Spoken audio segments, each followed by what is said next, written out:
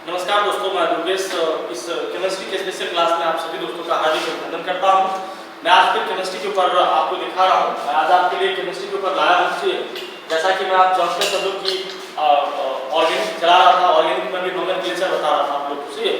नामकरण किसी पदार्थ को किसी मतलब तत्व का या मान लीजिए कोई कंपाउंड यौगिक है उसका नामकरण हम लोग किस रूप में करते हैं, इसी को हम लोग कंटिन्यूअस चला रहे थे। जैसे कि मैं आज आपके लिए लाया हूँ कार्बोक्सिलिक अम्ल, लोग कहते हैं हिंदी में इसको इंग्लिश में कार्बोक्सिलिक एसिड भी कहा जाता है। अगर इसको देखा जाए तो फॉर्मूला के रूप में CnH2n+1 COH होता है।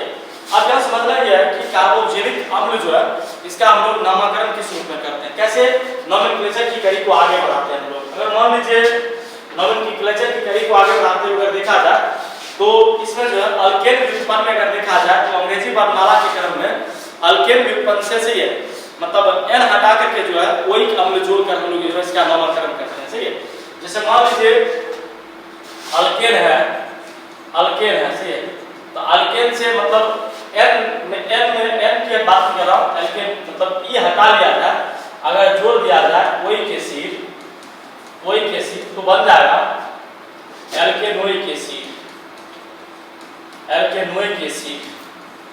ये बना लीजिए। मान लीजिए वहीं पर अगर मीथेन हो जाए, मीथेन की अगर मैं बात करूं, मीथेन से ई हटा लीजिए और जोड़ दीजिए ओइक एसिड अगर आप जोड़ते हैं तो बन जाता है मीथेनोइक एसिड बन जाता है। अगर मान लीजिए वहीं अगर चले, मान लीजिए इथेन की बात अगर हम लोग करें, इथेन का नामकरण कैसे करेंगे, तो इथेन में भी ई हटा लीजिए और जोड़ दीजिए ओइक एसिड, तो आप बना लेंगे इथेनोइक एसिड। दो और बता देते ताकि दिक्कत ना हो। मान लीजिए प्रोपेन है, सारे यौगिक का इसी तरह नामकरण कर रहे हैं। प्रोपेन है, इससे ई हटा ले और जोड़ दे ओइक एसिड, तो आप बना लीजिएगा प्रोपेनोइक एसिड, ये बन जाएगा। अगर मान लीजिए वही पेंटेन हम लोग ले लिए पेंटेन, तो पेंटेन से ई हटा देंगे, जोड़ देंगे ओइक एसिड, तो बना लेंगे हम लोग पेंटेनोइक एसिड बन जाता है। तो इस तरह से जो है हम लोग इसका मतलब व्युत्पन्न प्रणाली में नामकरण करते हैं। सही है। वही अगर हम लोग साधारण प्रणाली की बात करें, कॉमन सिस्टम की बात करें, तो कॉमन सिस्टम में देखिएगा आपको प्राप्ति स्रोत के आधार पर जिस तरह से जहां से प्राप्त होता है उस स्रोत के आधार पर जो है हम लोग काम करते हैं। सही है। और उसका जो है नामकरण करते हैं। सही है। जैसे मान लीजिए अगर मैं दिखाऊं आपको, सही है, तो आप जैसे कि मान लीजिए ये सूत्र लिख रहा हूं फॉर्मूला, और यहाँ अगर आप देखेंगे तो साधारण नाम इंग्लिश में लिख देता हूँ, ये फॉर्मूला है। फॉर्मूला इसको अगर देखूं तो इसको हम लोग कहते हैं कॉमन नेम, ये कॉमन नेम है। अगर यहाँ बात मैं अगर करूँ तो IUPAC नेम, केमिकल नेम है। इंग्लिश में लिखने में बहुत खराब होता है, अगर आप हिंदी में लिखते बहुत सारी दिक्कतें होती है। इसीलिए उसको ध्यान रखना चाहिए। इसीलिए जैसे मान लीजिए अगर हम लोग पहला चले HCOOH, पहला सूत्र लिखा हमने HCOH।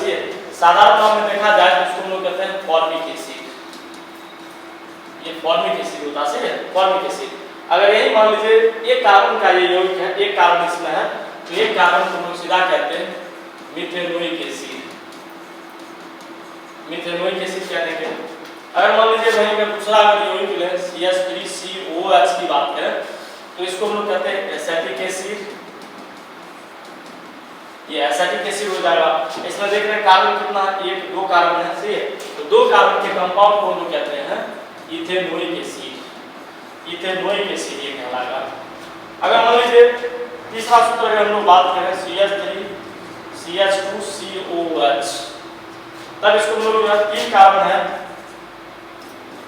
प्रोपायोनिक एसिड कहेंगे इसको, प्रोपायोनिक एसिड से साधारण नाम है। अगर मान लीजिए वही व्युत्पन्न प्रणाली के नाम की बात करें हम लोग, तब इसको हम लोग कहते हैं प्रोपेनोइक एसिड, ये प्रोपेनोइक एसिड बन जाता है। तो प्रोपेनोइक एसिड के रूप में ये काम करता है। अगर मैं यहाँ पर बात करूँ, आप देखेंगे मान लीजिए चार कार्बन बढ़ा दूं CH3 CH2 CH2 COH, और इस तरह से चार कार्बन लेंगे कार्बोक्सिलिक ग्रुप को इसमें सटाकर से, तब इसका नाम हम लोग क्या देते हैं ब्यूटरिक एसिड हो जाता है। सही है। ये प्राप्ति स्रोत के आधार पर जो है कोमल नेम का नाम वही अगर मान लीजिए यूपेक प्रणाली की अगर बात करूं यूपेक सिस्टम में तो 1 2 3 4 कार्बन होते हैं। 4 कार्बन के कंपाउंड को हम लोग कहते हैं ब्यूटेनोइक एसिड, ठीक है, ब्यूटेनोइक एसिड। मतलब इस तरह से जो है नॉर्मली हम लोग जो है मतलब कार्बन का जो है वो साधारण और यूपेक नामकरण का जो है हम लोग वर्णन करते हैं और उसको देखते हैं प्राप्त स्रोत के आधार पर से फिर उसका। अब मैं दिखाता हूं आपको मित्रों से कि लंबी श्रृंखला ये तो छोटी-छोटी कार्बन की अगर मान लीजिए लंबी श्रृंखला आ जाए तो लंबी श्रृंखला में हम लोग किसी कार्बनिक यौगिक का नामकरण किस तरह से करेंगे इसका हम लोग जिक्र करते हैं। जैसे मान लीजिए कि जब ये रखना होगा कि जहां से COH समूह हो, जहां से COOH समूह कार्बोक्सिलिक समूह नजदीक आए, गिनती हम लोग मतलब नजदीक आए क्या COOH समूह को कार्बन को एक गिनती मान करके एक काउंटिंग करके हम लोग जमा। जैसे मान लीजिए आपको एग्जांपल तौर पर अगर दिखाऊं तो मान लीजिए CH3 CH2 या मान लीजिए COOH लेंगे, ठीक है, यहाँ पर मान लीजिए CH है, यहाँ CH3 है, एकदम सिंपल सा, सही है। तो हमने बोला कि COOH समूह से जो नियम है वो क्या रहा, COOH समूह से जिधर लंबी श्रृंखला बने हुआ थी यहाँ से गिनती हम लोग करेंगे 1 2 3 4 कार्बन का ये कंपाउंड है और ये 2 नंबर पर मिथाइल ग्रुप लगा हुआ है, ये वाला, सही है। तो हम लोग लिखेंगे यहाँ पर 2 मिथाइल से आइए 4 कार्बन का कंपाउंड है। आप चाहिए तो ब्यूटेनोइक अम्ल लिख दीजिए, सही है, या फिर 1 ऐसे करके 1 ब्यूटेनोइक एसिड भी हम लिख सकते हैं आराम से, कोई दिक्कत नहीं, ठीक है। अगर मान लीजिए वहीं पर मैं दूसरा बात करूं एग्जांपल के तौर पर, एग्जांपल समझना बहुत जरूरी होता है, समझिएगा। CH3 CH2 मान लीजिए यहाँ पर COOH ले लिए, यहाँ पर CH3 लिख दिए, यहाँ CH2 और यहाँ CH3 लिख दिए, यहाँ ले लिए। अब इसके बाद जब देखा जाए तो गिनती में देखा जाए किधर लंबी श्रृंखला आ रही है, यहाँ COH नंबर है तो गिनती यहाँ से अगर हम लोग करें तो बेहतर होगा ज्यादा।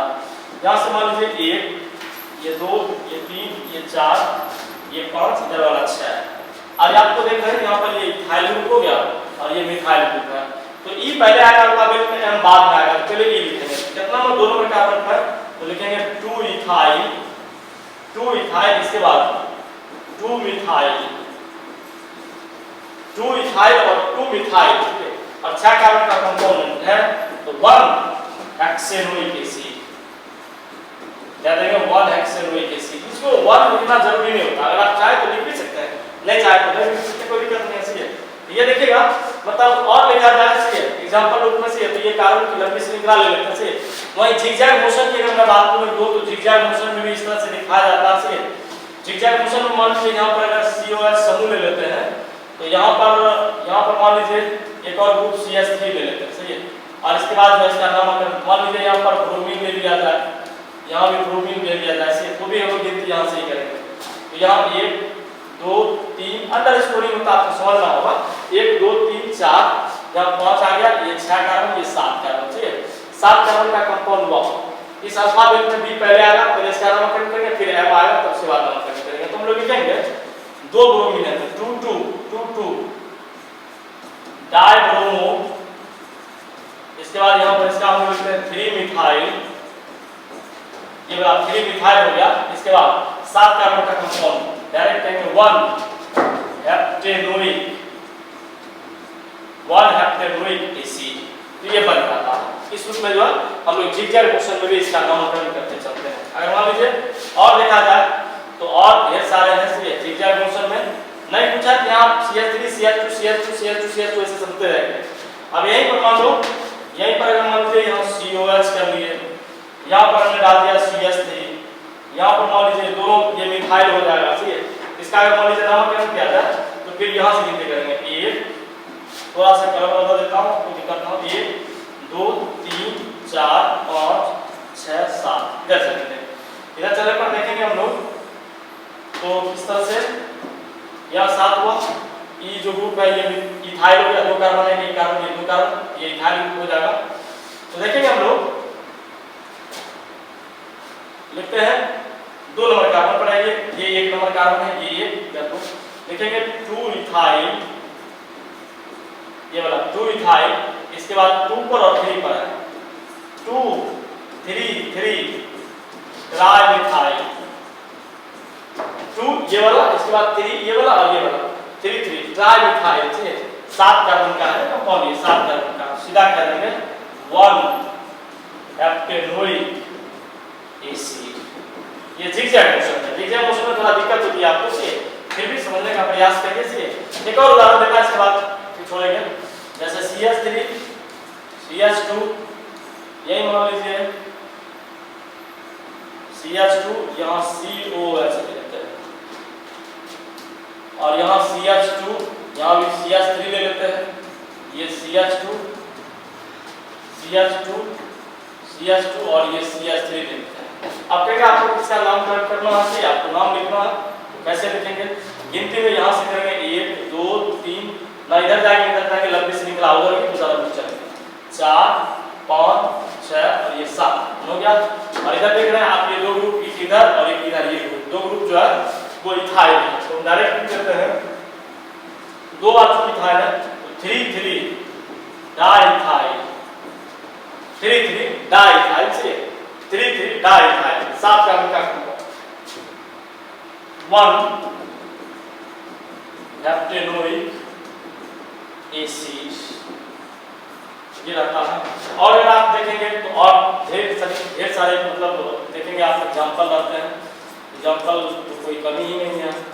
CH2C, यहाँ COH ले लेते हैं, इधर CH3, इधर CH2 CH3, इधर CH2, इधर CH2, यहाँ पर CH3।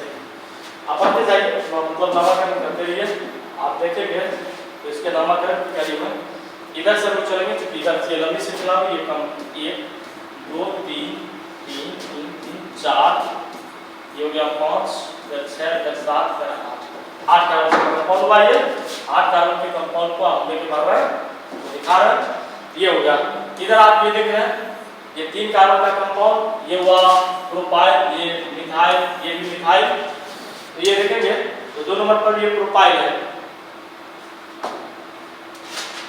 पहले M आएगा, KLMNOP PP, प्रोपाइल बाद में आएगा, M पे रहेगा, तो हम लोग लिखेंगे यहाँ पर 3 5, ये वाला 3 और ये वाला 5, 3 5 डाइमिथाइल, 3 5 डाइमिथाइल, 3 5 डाइमिथाइल। इसके बाद यहाँ पर आ जाएगा 2 प्रोपाइल, इसके बाद ये 8 कार्बन का कंपाउंड, 1 ऑक्टेनोइक एसिड। इस प्रकार नाम करते हैं।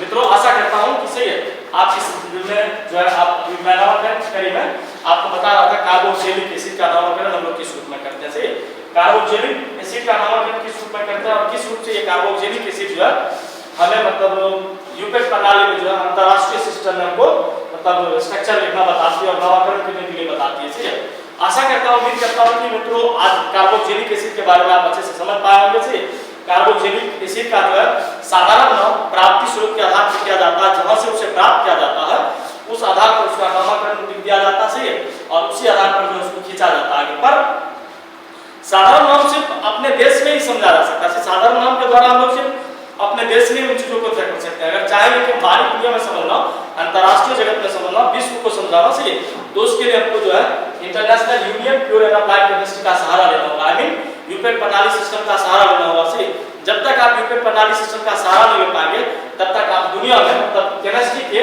यूपेक प्रणाली को आप समझा नहीं सकते। सही, इसलिए यूपेक नामकरण बहुत जरूरी होता है। सही, यूपेक नामकरण के साथ साथ आप जो साधारण नाम भी सीखिए। सही, क्योंकि फॉर्मूला है आपको थोड़ा बहुत याद करना पड़ेगा। सही, याद करेंगे तो फिर और बेहतर से समझ पाएंगे कि किस तरह से ये काम करता है। मित्रों, आशा करता हूं कि मैं कार्बोक्सिलिक एसिड के बारे में आपको फुल डिटेल जानकारी आपको मैंने दिया। लेकिन से अगर विशेष किसी प्रकार की दिक्कत हो तो आप हमारे चैनल पर से कमेंट कर सकते हैं। सही है, कमेंट करके हमसे कुछ जानकारियां ले सकते हैं। सही, किसी भी प्रकार की दिक्कत हो तो आप हमसे बात कर सकते हैं चैनल पर माध्यम से। सही है, हमारे इस चैनल पर जो बंदे नए हैं, सही कृपया मैं उनसे आग्रह करता हूं कि आप मेरे चैनल को सब्सक्राइब करना ना भूलें। सही है, अगर अच्छा लगे तो बेल आइकन को भी लाइक भी करें। सही, अच्छा लगे तो उसे बेल आइकन को भी प्रेस करें ताकि आने वाला हर एक इंफॉर्मेशन जो है आपके मतलब मेल बॉक्स तक जाके पहुंचे। सही है, आप जो है सूचनाओं को प्राप्त करें। सही है, आने वाला वीडियो का सही है सबसे पहले जो है लिंक आपके इंफॉर्मेशन तक आपके जो है मैसेज बॉक्स तक आएगा।